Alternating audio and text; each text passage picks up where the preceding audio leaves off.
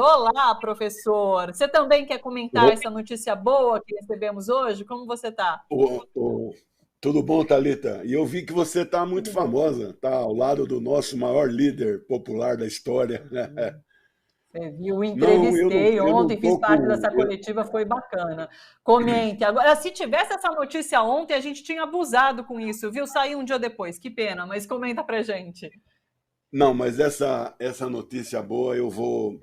O espírito dela vai acabar agora, Thalita, porque eu vou ter que dar a Ah, notícia muito ruim no plano internacional. Então, foi bom que seus espectadores ficaram um pouquinho animados, mas eu quero falar.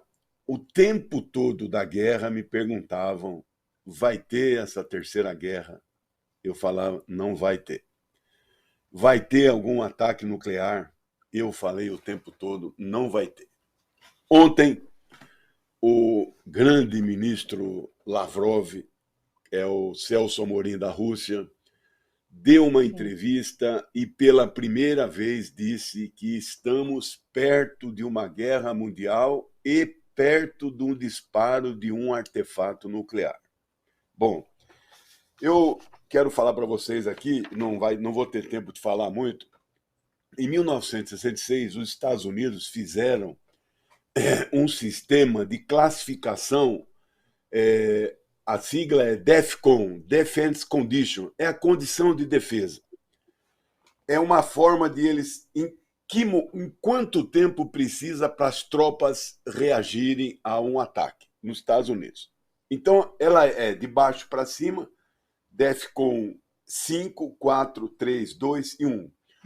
O DEFCON 5, que é o azul, é o normal, mas ele não fica no 5, ele fica no 4, no verde, que é prontidão um pouco acima do normal.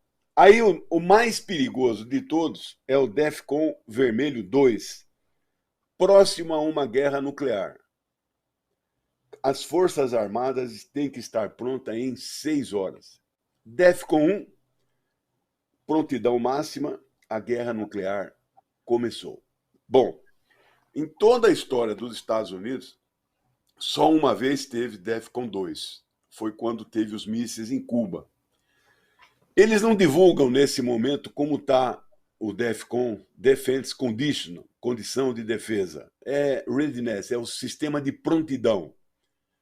Eu acho que eles estão no prontidão 3, amarelo, que é aumento da prontidão da força acima do normal, não é? E a Força Aérea já pronta para agir em 15 minutos. Bom, por que eu estou dizendo tudo isso? A Rússia não queria fazer essa guerra. Ela demorou 8 anos. Ela negociou, ela falou, ela fez reunião da diplomacia. Ucrânia, Kiev, não ouvia. Nesses 8 anos, eles mataram 15 mil moradores da região do Donbas. Apesar de terem assinado em 2014 um acordo de paz. O presidente da Ucrânia, o presidente da Rússia, o presidente da Bielorrússia e mais o presidente das duas repúblicas. Ninguém respeitou. Ninguém eles, né? Então, não foi por falta de aviso. Eles afrontaram a Rússia. A Rússia não é um país para ser afrontado. A Rússia tem um passado imperial, mas mesmo antes da União Soviética, era um império, um dos maiores que a Terra já conheceu. E depois da União Soviética, ela nunca mais invadiu, nunca mais teve esse característica imperial, mas era a segunda maior potência do mundo, nem a China chegava perto. E mesmo depois de ter acabado a União Soviética, né, em 91, 9 anos depois, quando Putin assume em 2000, ela começa a modernizar suas forças armadas e volta a ser respeitada internacionalmente. Hoje, a Rússia tem uma tecnologia militar melhor que a dos Estados Unidos. Eles passaram todos esses meses dizendo: Ucrânia, pode entrar na OTAN, não tem problema. E o pior é que parte da nossa turma de esquerda dizia assim: não tem problema a Ucrânia entrar na OTAN, instala mísseis ali, na fronteira com a Rússia, em 3 minutos, 300 quilômetros, eles estão em Moscou. Né? É a mesma coisa dos mísseis em 62 em Cuba, mísseis nucleares. Né? Isso foi um erro que o Khrushchev cometeu, mas, na verdade, ele estava respondendo a algo que 2 anos antes os Estados Unidos instalaram mísseis na Turquia, que já era da OTAN, virado para Moscou. Aí eles retiraram lá e o Khrushchev retirou de Cuba. Né? Eles não contam a história que antes eles também instalaram lá na Turquia contra a União Soviética. Então, os Estados Unidos, eles viveram naquele momento, o termo não é crise existencial, a gente usa crise existencial para nós, assim, eu estou em crise. A existência fica colocada em jogo do país. Então, isto não é inaceitável para qualquer país. É o que a Rússia estava vivendo desde 2014 e chegou no limite máximo que em 24 de fevereiro Putin teve que agir. Thalita, não adianta ele estar fazendo tudo o que está fazendo, já ganhou a guerra, apesar deles dizerem que quem está ganhando é a Ucrânia. Ele ocupou o leste, ocupou o sul. Não é? Agora, ontem foi para Kiev o Lord Austin da Defesa e o Lloyd, do secretário de Estado. Falaram para a Ucrânia que não está descartado a Ucrânia voltar a pedir o ingresso na OTAN. Isto é uma barbaridade. Aí o Lavrov não teve alternativa, deu essa entrevista e falou em disparo nuclear. Que disparo seria esse? É um disparo de uma arma tática nuclear que já foi usada 4 vezes, nenhuma em guerra, apenas em teste. O poder de dinamites, o cálculo eles falam por quiloton. Quiloton são 1.000 toneladas. Nesse caso, a mais simples é meio quiloton. Né? É a bombinha mais simples. Ela seria utilizada para você jogar numa região onde tivesse todo um exército estacionado, com os blindados e tal, você desaparece tudo aquilo. Ou em um porta-aviões, como os Estados Unidos tem 7 frotas, do lado dos porta-aviões tem 11 navios, que é o chamado Scott Group, né, que é o grupo de proteção do porta-aviões. Bom, destrói tudo. O problema da arma tática nuclear não é a capacidade... Se ele destruísse só aquilo, o problema é a radiação, que se espalha pelo mundo inteiro. Bom, dito isso, eu acho que eles estão forçando a mão para que a Rússia tome esta atitude. Por quê? Você veja, a Europa, especialmente a Alemanha, que precisa do gás russo, a Alemanha é a que mais manda armas para a Ucrânia.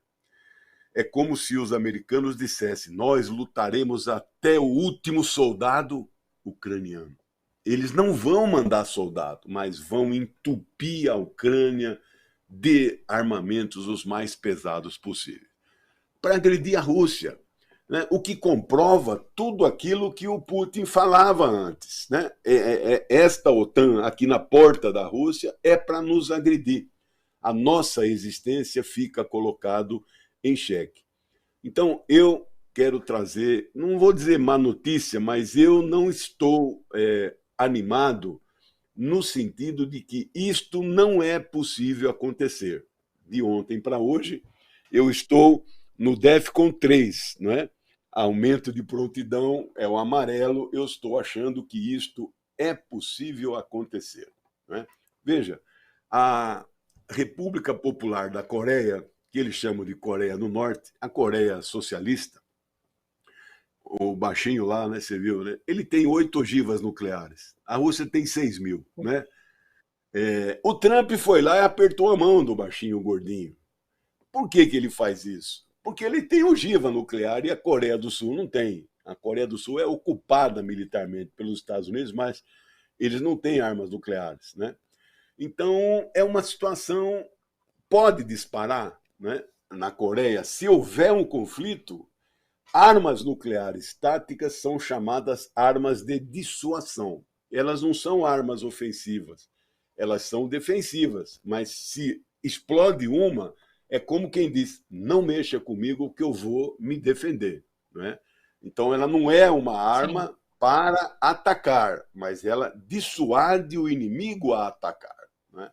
Então, eu E queria professor, começar. é, É, ah, que foi um balde de água fria, poxa, mas claro que precisamos eu entender vi que essa você estava situação, no esse pique contexto. comigo. Mas, é, não, mas deixa eu te perguntar, na sua avaliação, o que seria esse ato que poderia ocasionar o disparo dessa munição, desse armamento por parte da Rússia? Já está acontecendo. A Alemanha mandou 60 tanques de guerra. A Inglaterra mandou 40 blindados. Estão enchendo a Ucrânia de armamentos pesados, modernos, sofisticados. É mais do que a guerra de procuração. É uma guerra dupla de procuração. Ela ocorre no plano militar e ela ocorre no plano econômico. Os Estados Unidos aprovam o boicote ao petróleo e ao gás russo e exige que todos os seus aliados da Europa façam o mesmo. A Europa vai ficar sem gás. Ontem, a Rússia cortou o gás da Polônia e da Bulgária, que se recusam a pagar em rublos. Vários países, especialmente Sérvia e Hungria, já vêm pagando. E a Áustria, ontem, vendo que a situação é para valer, passou a pagar em rublos ontem. Vamos ver quanto tempo a Polônia e a Bulgária vão aguentar sem o gás russo. Então, há uma crise energética, há uma inflação elevadíssima, há uma falta de produtos básicos essenciais. A Alemanha está dividida. O Scholz, no primeiro momento, ele até defendeu o Nord Stream 2, mas depois ele capitulou completamente. Mas a Alemanha está dividida. Né? O presidente Sim. Frank-Walter Steinmeier, o presidente da Alemanha é nada, ele é eleito indireto. Às vezes a gente nem sabe o nome, porque lá é parlamentarismo. No entanto, ninguém chega a ser presidente da Alemanha, mesmo de forma indireta, sem apoio do Congresso. Não é? Sim. Então, ele teve na Ucrânia, esse presidente, ele não é que ele está com o Putin, ele está contra o Olaf Scholz, que está levando a Alemanha para o buraco. Ele quer o gás russo, ele representa esta burguesia alemã que precisa do gás e não quer pagar 5 vezes mais caro o gás que os Estados Unidos estão ofertando, que ainda não está disponível. Não é? Não tem gasoduto ainda suficiente. Então é uma situação muito difícil. Não é? Esse presidente abriu uma dissidência, infelizmente, dentro da União Europeia. Esse racha, essa dissidência não é grande o suficiente para mudar o rumo da guerra e tudo indica que eles vão continuar mandando. Agora, eu recebi uma notícia hoje, traduzido por uma agência. É uma agência que é Slava, Glória, Slava Rússia, Glória Russa. Eu preciso confirmar isso, mas o meu companheiro José Reinaldo, ele é o especialista nisso, ele confirmou pela Sputnik que nessa viagem ontem, o Blinken teria dito que os Estados Unidos não obstaculizariam que a Ucrânia se decretasse um país neutro, que é a grande reivindicação da Rússia. A Ucrânia não pode entrar em nenhuma aliança militar. Né? Então vamos acompanhar, se seguir o rumo que as coisas estão, e eu não vejo ainda o cenário de que isso vai se interromper. Eu acho que é possível um conflito de maiores proporções. A China disse ontem que não quer a guerra mundial, mas se ela acontecer, a China não vai ficar neutra, porque ela tem um tratado de amizade, tem aquele documento de 4 de fevereiro que apoia a Rússia na questão de contra a expansão da OTAN para o leste europeu. Então, nós estamos na iminência, né? É o DEFCON 3, né? Ou podendo chegar ao DEFCON 2. Eu estou temeroso, né? Espero que os cientistas eles têm um reloginho que é o chamado relógio atômico. Meia-noite seria a explosão de todas as bombas na Terra. Então eles falam, nós estamos a 5 minutos da meia-noite, 4 minutos. Eu diria hoje que o ponteiro andou mais 1 minuto. Ele fica sempre em 5 minutos antes do fim do mundo. Aí caiu para 4, acho que de ontem para hoje ele caiu para 3, porque a situação ficou muito tensa.